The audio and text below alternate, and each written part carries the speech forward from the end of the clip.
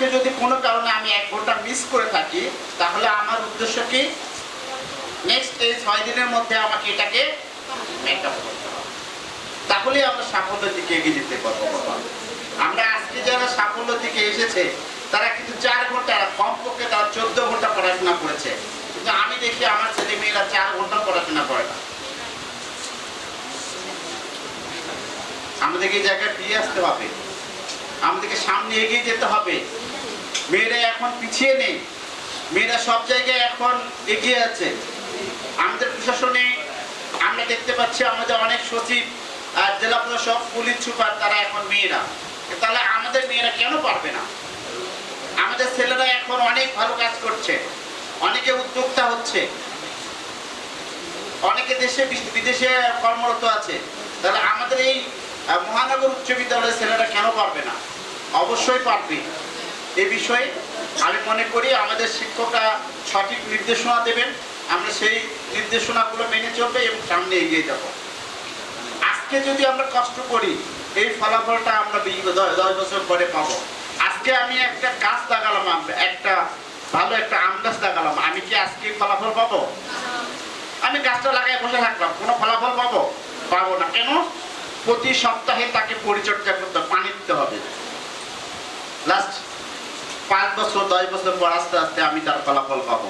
তাহলে আজকে থেকে যদি আমরা ভালো পড়াশোনা করি, আর লাস্ট 10 বছর পর আমার জীবনটা পাল্টিয়ে যাবে, আমার জীবনটা বদলিয়ে যাবে। আসো আমরা আজকে প্রতিজ্ঞা করি যে আমরা কমপক্ষে প্রতিদিন 4 ঘন্টা পড়াশোনা কর। সবাই রাজি? একটু জোরে হাত তোলো যারা এই শিক্ষার্থী আছে। আমরা যেন প্রতিদিন কমপক্ষে 4 ঘন্টা। সপ্তাহে কয় ঘন্টা? সপ্তাহে 1 সপ্তাহ মিলে কয় ঘন্টা হয়? সপ্তাহে 4 ঘন্টা না, প্রতিদিন কয় ঘন্টা?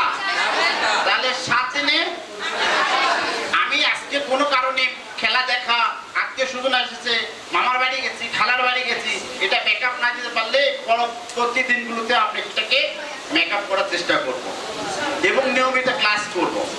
স্যাররা ক্লাস দিচ্ছে কিনা সে বিষয়টিকে আমরা মনিটরিং করব। আমরা চাই এই রংপুর মহানগর উচ্চ বিদ্যালয়, আমাদের রংপুর পলিটেকনিকের যে উচ্চ বিদ্যালয় আছে, এদিকে সামনে এগিয়ে যাবে। আমাদের শিক্ষা যে আমাদের ক্ষেত্রে এটিকে গুরুত্বপূর্ণ অবদান রাখবেন এবং এই ছেলেরা দেশ এবং জাতির উন্নয়ন করবেন।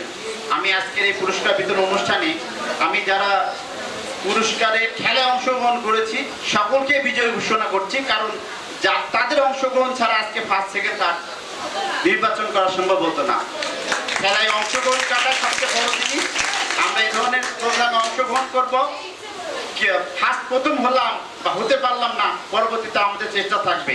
তো আমরা সকলের সুস্বাস্থ্য মঙ্গল কামনা করছি এবং এই প্রতিষ্ঠানের দীর্ঘায়ু কামনা করছি। প্রতিষ্ঠানের সার্বিক উন্নয়নে দিনাজপুর পলিটেকনিক ইনস্টিটিউটের কর্তৃপক্ষ সার্বিক সহযোগিতা করে যাবেন, এই কথা বক্তব্য রেখে আমি আমার বক্তব্য শেষ করছি। ধন্যবাদ।